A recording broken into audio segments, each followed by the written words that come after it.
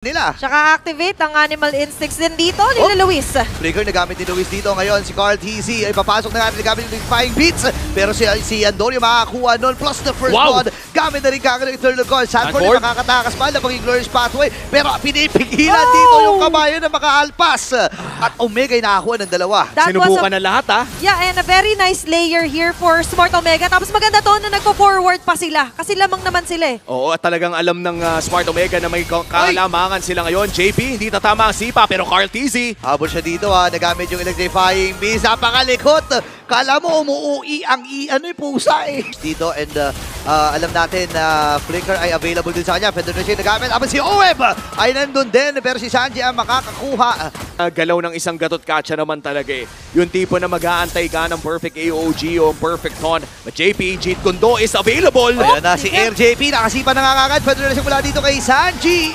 Habang itong si Carl TZ ay kailangan din umatras. Pero si Luis makakuha ng pagpunay ngayon. Tumama din yung kaltok mula dito kay Andorio. Luis with a kill. Atras mula ang team Liquid Philippines. At Carl TZ medyo malayo. Parang umahanap ng buwelo Malayo ang starting line para dito kay Carl TZ. Pero malapit na ang Turtle para sa Omega naman. Half HP. Nagamit na rin dito. Revitalize! Maganda na sipa dito. Ngayon gagamitin na ni Carl TZ yung kanyang kakayahan para makuha yung pagong na yun. Sanford isukal na yung mga damage. Pero hindi sapat dahil mapapatay siya ni Jom. Double kill ang makuha niya dito habang si Oheb ay nagpa-flicker na nga rin. Andoria pasugod pa rin.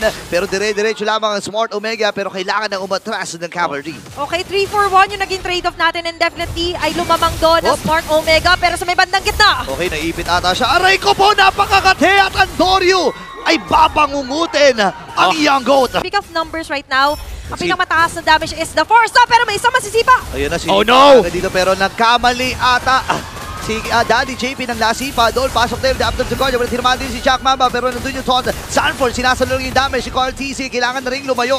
Si Luis at ang buong kupunan ng Smart Omega ay re-recta na nga rin dito sa may Lord na ito. 4v5 ang magiging laban. Federation nagamit rin Sanford. Pero ang sakit natin. Pero ang sakit na damage. Pero si Andorio makakuha ng Lord. Carl TZ dito na uya. Si Joe may matutulaw din. Ukira kailangan ng lumayo. Pero si Andorio nakikipag sa bayan sa tatlong miyembro mula sa Team Liquid. Blade Search ay available.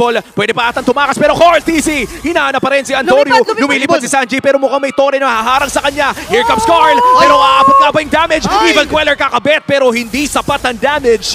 Lord pa rin ay mapupunta sa kamay ng Omega. Ito ng Omega, that's one turret about to be down. At dumiliit na nga ang Gold Day. Chakno, hindi tatama ang AOG. JP naghanap ng angulo. Ay, naku, niyakap siya dito ni Luis. Na-miss ata! At ngayon ay namatay itong si JP. Dahil nga sa isa sa famous quote si Chuck, antayin mo sila na medyo mag-blank, ay doon naman nakikita natin na nagra-rise up to the occasion si Luis. Eh nakita nga natin, he also leads some charges! Ayun lang, nahuli din, nayakap with an onward. And maliitin yung capability talaga ng Edit to deliver and to dish out damage plus the onward or shatter play. Yun lang, minion lang ang killer dito. Habang lalaban ata, Sanford din na maging glorious pathway. Ang pupuntahan natin nila dito ay yung itong si Luis. Nasipa na nga rin. Overhead with the kill. Pero si JP may ipit din sa kamay dito ni Joe. Habang si Sanford ang magiging next target. Big J with the kill. At andito na si Carlito, nag-aahal. Si Jom ay napadash out na nga rin. Ang problema nga lang ay nandito rin yung reinforcement mula sa Omega. Si Jom knowing na well-formed at meron na sapat na damage. Wala, rush ata ito. Yung Lord ay hindi malalapitan ni Carlito at malayang makukuha ito ni Andorio. Bukan ipigilan ang side ng TLPH na harangan itong Lord na ito. Oo, no. And dito yung Feather Urshek mula kay Sanji para lang makapag-deal pa ng mas mataas na damage. Sanji dito tinamaan ng stun. Ngayon, after the course, nagamit na nga rin kagad dito siya ang Mamba. Ngayon, nakipagsabayan na at mamamatay si Sanford sa laban na ito. John nakakuha na rin ang Torre. Ngayon, igigilid lang muna ni Lord. Meron pa sila mga videos dito. Habang doon sa may taas, ginagawa rin na aksyon. Itong si Carlito. Grabe yung cross map and yung trading. Okay. Desperate times calls for desperate measures. And that was a risk na maganda naman if ever para sa TLPH. Hindi pala if ever. Talagang maganda kasi nga nakabutas din sila ng base. Kaso nga lang yung depensa. Ayun na, nakasipa na nga si RJP. Pero sakto yung Todd mula kay Jack Mamba. Ngayon, nandito na pumasok na si Carlito the Great. Si Luis naman na magiging target. Pop yung ibartalo niya. At makakatakas pa. Pero tumama din yung huling sapak ng Jeet Kundo para maihatid kay Oheb yung kanyang kill. Mga pilit plays niya. Ayan, ngayon, didiretso rin sila dito at mababasag yung ikalawang Torres sa may bandang gitna. Clear! Pero sakit ng damage mula dito sa Team Liquid Philippines. Poppy mentality ni Daddy JP. Pero mabubuhay pa ba siya? Nandun yung break search.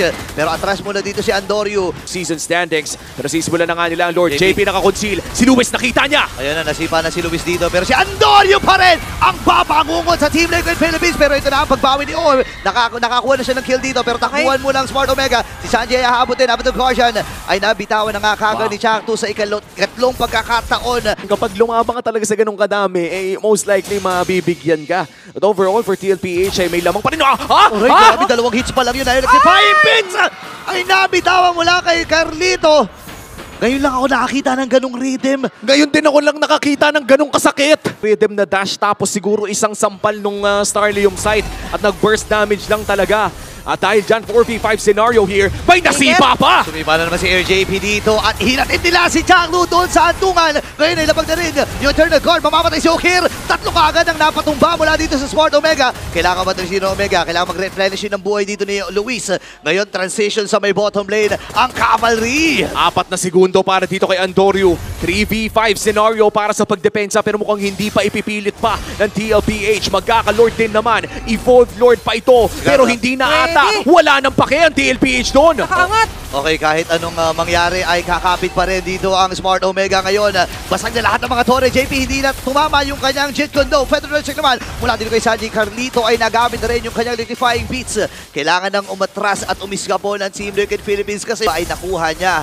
Ngayon, ang Team Liquid Philippines ay naghahanda rin sa panibagong aksyon na gagawin ng Smart Omega. Pero dito na yung nasipa kagad itong si Luis at namatay na kagad sa kamay dito ni Ohem. Kailangan matrasido ng Team Liquid Philippines. Si Sanford ay mababa na rin yung buhay. Pero si JP buhay pa rin! Nabuhay pa rin si Danny James! Si Jack Bow ay pinagbabaril ni Ohem dito at makakadalawa na.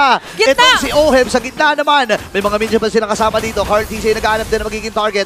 Bili siya dito ng immortality ngayon. Ang sabay-sabay yung flow na mga minions dito. Si RJP sumipa na naman again and again. Luis na naman na naging target.